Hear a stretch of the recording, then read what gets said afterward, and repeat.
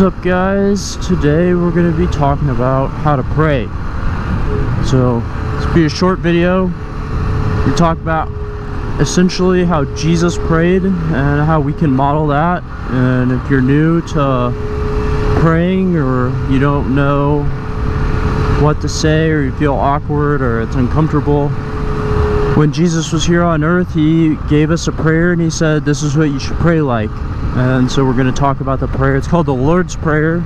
It's in the Bible in red, if you have that kind of Bible, which means Jesus said it. And so we'll pray the prayer together, then we'll talk about what it means and how it covers essentially everything in your life, and how it also shows that you're trusting in God at the same time as you praying it, because you're leaving it up to Him, acknowledging His power, that He knows everything, and you don't always have to say every last word, and you don't have to make a lengthy, long list of all your sins and say to Him, or all your problems and all the things you need help with or you want. You just lay it out there for Him and trust that He already knows, because He does. So that's how Jesus prayed, and we're gonna go through it today.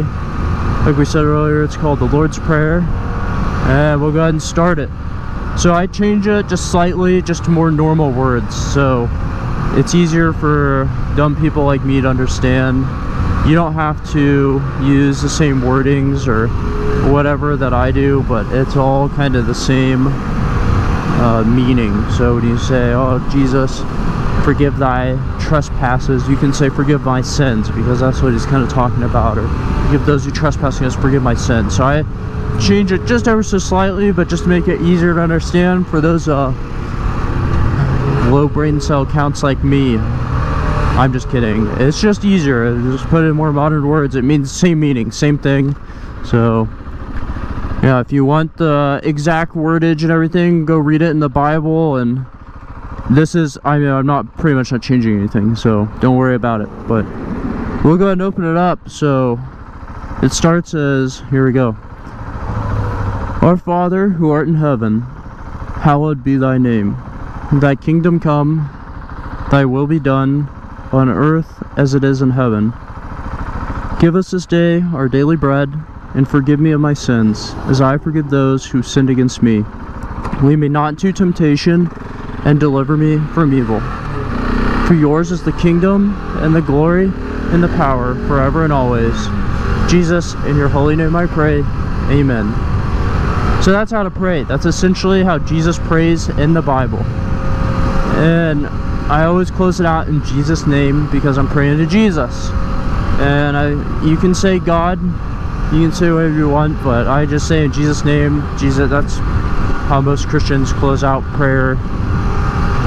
No big deal if you don't. It's the meaning in the heart, not the words on your lips exactly, that matter as much when you pray. So we'll break down that prayer for you, and we'll talk about what it means a little bit. So my Father who art in heaven, you're talking about God who's up in heaven, the coolest of the cool. You say hallowed be thy name. That means that you're just glorifying God, saying God, you're good, essentially. That's all that really means, is you're just acknowledging how good God is, and that He's awesome, that He's cool. He's the Father of all good things, and all good things are God. So that's what that means. So our Father in heaven, hallowed be thy name. Thy kingdom come. That means God's kingdom come and replace the earth. Right now we're all living in sin, we're all struggling, and Jesus promises He'll come again. He already came, died on the cross, He rose again from the grave, and now He promises that He's going to come again. He's going to save the earth. He's going to fix all the wrong, and He's going to punish the bad and save the ones who trust in His holy name. That's words of Jesus, so they're reliable and trustworthy. And yeah, so that's what you're just praying. God, don't forget your promise, essentially, and He won't forget, so don't worry about that. But it's just good to remind ourselves that God's coming again, and praying for that day, because every day sooner He comes is one less day in sin we have to live. Thy will be done on earth as it is in heaven. And that just means, God, your will above mine. Whatever you want to happen in the world, in my life, whoever you want to be president, if you want me to have a relationship, if you want me to be friends with these people, if you want me to quit my job, if you want whatever your will is, God, if you want me to become a preacher, if you want me to just start following you, you're just acknowledging that whatever God's will is, that you put that first. It's not your will, but it's God's will. You may not always understand or want something, but God's will needs to come first. And so you're just acknowledging that you're going to put God first, and that's essentially it. Your will be done on earth as is in heaven. So you're saying, God, when here on earth, we want your will to be done just like it is up in heaven, where God's perfect holy will is done every day. They live sinless and things are perfect, right? Thy kingdom come, thy will be done on earth as in heaven. Give us this day our daily bread. This daily bread we're talking about, he's not talking about some Sara Lee whole wheat bread. He's talking about everything you need. If you're paying rent, you're sick and you're trying to feel better, whatever your need, any need, right? God said, look how I clothe the fields with flowers and everything, how he makes the fields beautiful. He clothes them with flowers, right? Look at all the weeds on the side of the road. It's still pretty, right? And then he talks about you're worth many sparrows, right? And look how I take care of them. They don't store up in the barn house. They don't keep grain for the winter or anything. They just wake up and live, and God takes care of them. And that same way, you can trust God's going to take care of you. It's still good to pray about things. Don't just, you can expand on it more as you feel comfortable. You don't have to just say, God, give us this day our daily bread, and then never pray for anything or about anything and just say, oh, God's going to take care of me. Well, you can. That shows you trust him and he knows, but God also is our Father. It's good to talk to him, but God already knows everything, so you keep it to what it needs to be. You don't have to spend time with him in silence. Pray on it. Say what you need to say. Give him a little time in silence. Just trust that he knows, and you'll be okay. So you're just saying, God, give us this day our daily bread. Just asking for whatever your needs are, that he's going to take care of them, and acknowledging that he's good and trustworthy, and you don't have to worry about it. So you're good to go. Then, give us this day our daily bread, and forgive us of our trespasses, our sins, our debts. Whatever word you want to use for it, that's it. And so then you're asking God to forgive you of your sins. So maybe God says, if you've broken any one of these 10 commandments, which are like, don't steal, don't kill, don't murder, don't lie, don't commit adultery, which means being like sexually immoral before marriage and stuff. And if you've broken one of them, you've broken them all. So every human on earth that's ever lived, except Jesus, who is also God, Jesus was perfect in God, and we're all humans, and we're not God, and we're not perfect, and we need his forgiveness every day, all the time. So we ask God to forgive us of our sins, and so essentially we owe God a debt, and we owe him, a price for our sins. And essentially God's just saying, I'm gonna let you go debt free, and you don't have to worry about paying them, and I'm gonna take care of it for you. And so he does, and that's the goodness and the glory of God for doing that when he didn't have to. He loves you and cares about you, and so he came, died on a cross, took that penalty that you deserve, so you don't have to go to hell. And he suffered it, being perfect, because he was perfect and holy and just, never sinned, and he didn't deserve it, but he got your punishment, and he didn't deserve that. So God, you're asking God to forgive you. Very important, big root in Christianity. Next, forgive us of our trespasses, as we forgive those who trespass against us.